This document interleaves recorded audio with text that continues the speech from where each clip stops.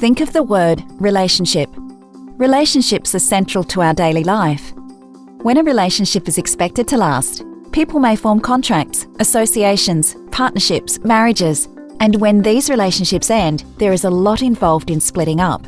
Separating at the end of a relationship can be a long, exhausting and painful process involving emotional conflicts and legal disputes. Taking those conflicts and disputes into a judicial process is like declaring war, where the objective of each of the parties is total victory. Take the classical example of a divorce, which traditionally involves, on the one hand, an emotionally distressed husband and a lawyer armed to protect his client, and on the other, an emotionally distressed wife and a lawyer equally armed to protect her client.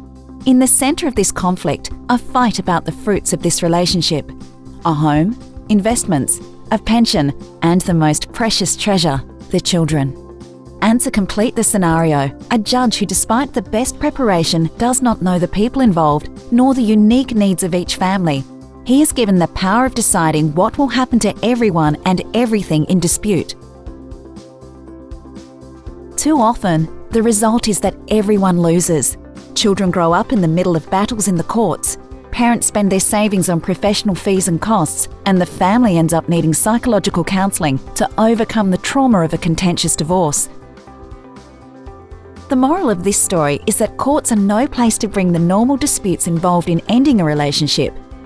But there is a better way, a method of resolving issues associated with separation and divorce without recourse to the courts: collaborative law. It is a method which recognises that the end of a relationship is a human experience that is best addressed by a humanistic process for resolving conflicts. Disagreements between the separating parties are resolved by an interdisciplinary team in a collaborative approach. In a collaborative divorce, everyone works together, constructively, face to face.